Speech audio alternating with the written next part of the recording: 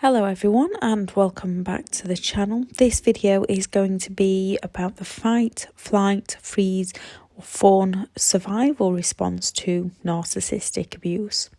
Narcissistic abuse puts us under a great deal of stress, which often sends us into a survival response. In the 1920s, a psychologist named Walter Cannon described what he called the acute stress response of fight or flight. Over the years, it has been studied more and they've added freeze and fawn. Narcissistic abuse puts us under extreme and repeated stress. Therefore, our subconscious survival mechanism can kick in to protect ourselves, which helps us in the short term. However, it's not so helpful in the long term. Thank you very much to all the returning subscribers and your continued support with the channel. If you are new to the channel, I'm Elizabeth Shaw. This channel is all about the narcissist personality disorder to give you more understanding of the people you might have been around, how to handle yourself around those people if you cannot go no contact, and different methods to find what works for you to help you overcome narcissistic abuse. If you do find the information helpful on the channel, please do subscribe. Narcissists often use covert manipulation. Their hidden behaviours such as gaslighting, triangulation, denying their behaviour, exaggerating our behaviour, blame shifting, invalidating, ignoring, devaluing, isolating us, causes stress and leaves us with issues such as CPTSD, anxiety, codependency, trauma bonding, physical and mental problems. Humans have a basic biological need for safety and security. If this is compromised because of spiritual, physical, emotional, sexual abuse, any real or perceived threat of abuse or danger, this forces your inner defense mechanism to find a way to escape what is happening to you, to avoid the situation of what's happening around you, and to try and control it within yourself. When living under stressful situations, our minds go all out to protect ourselves, which can prompt our adrenal glands to release chemicals such as adrenaline and cortisol, which increases the heart rate, which increases our blood pressure, which causes us so many physical illnesses. It's difficult to see what's happening to us when we can see we've got physical illnesses. Still, we can't recognise it's those who claim to love us and care about us that are causing these issues within us through their many manipulative methods. Fight responses are very similar to a narcissist behaviour. More often than not, those who go into a fight response can question whether they're a narcissist, as it's those passive-aggressive behaviours of the sulking and the silent treatments. So the aggressiveness in controlling behaviour, which is switching from nasty to nice, being over demanding, a sense of entitlement, bullying other people, shaming other people, demanding perfection. Sociopath.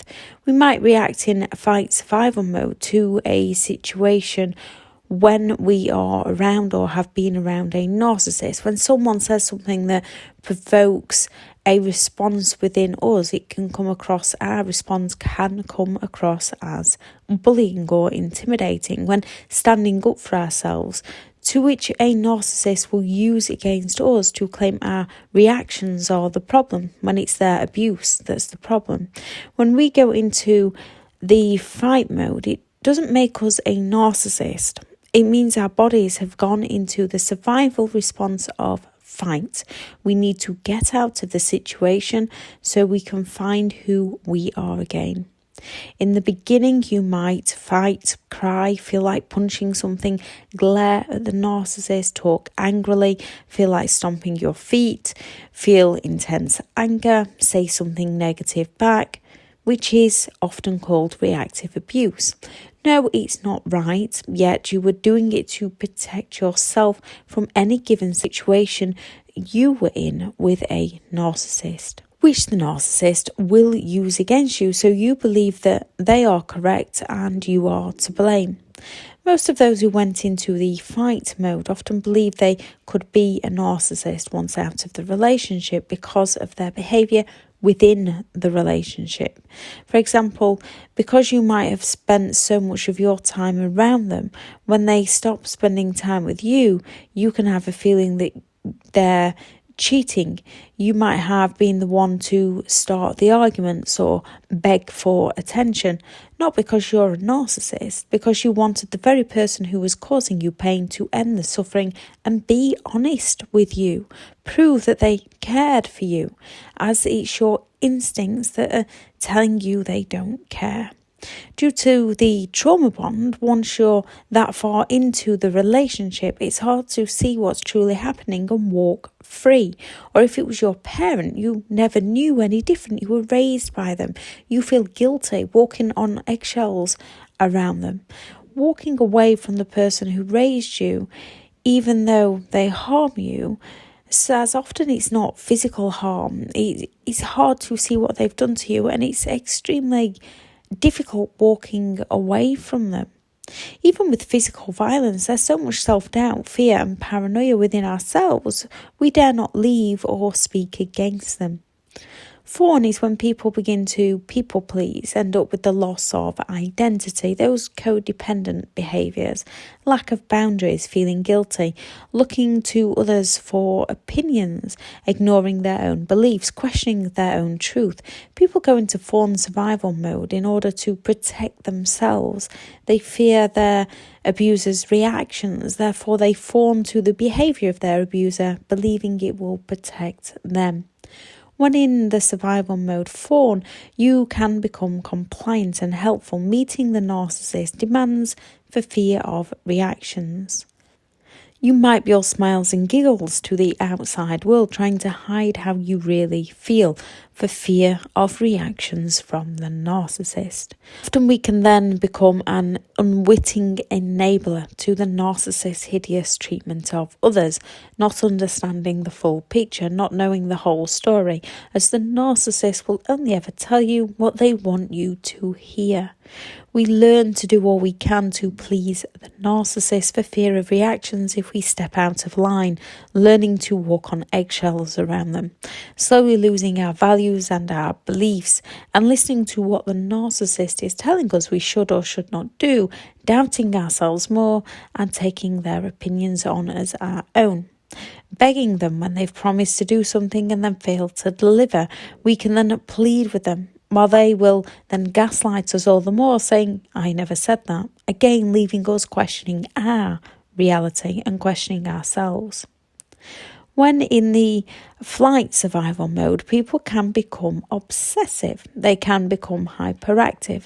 They can run away from their problems by developing things such as OCD.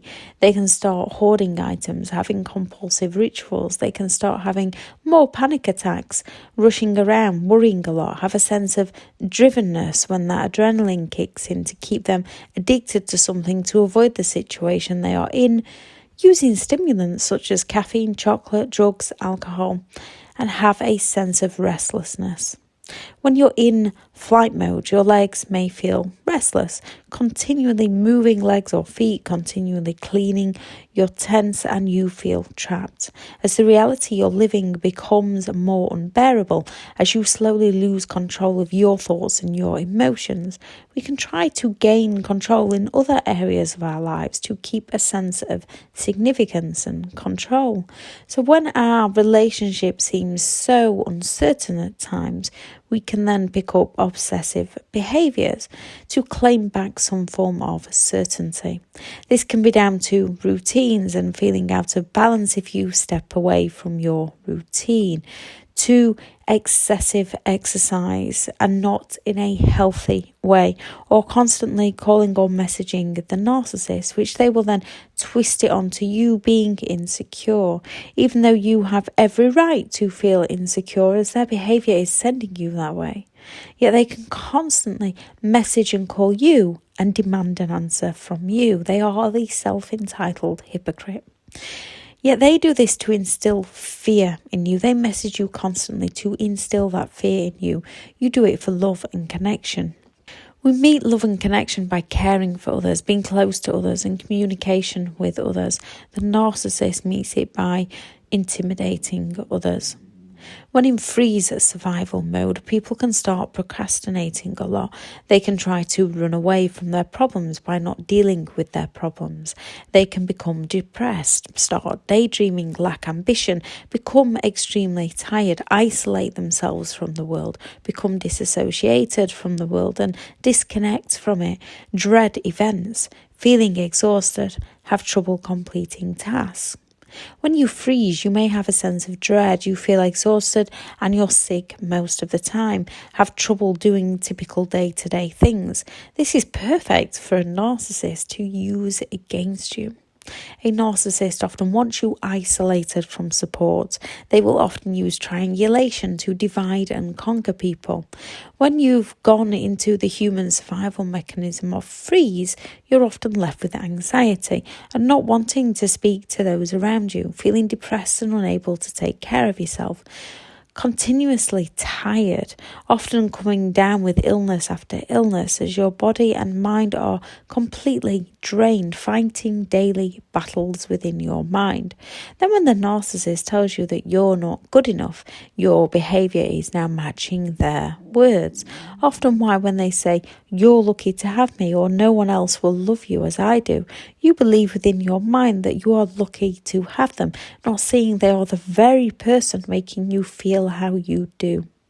Many of these are symptoms of other things. So when we go to the doctors because we're feeling exhausted, we can just think it's day-to-day life and day-to-day stresses. We don't recognise the stress we are living under due to being around a narcissistic person that's putting us into survival mode. And it's survival mode that we have gone into in order to protect ourselves from the people.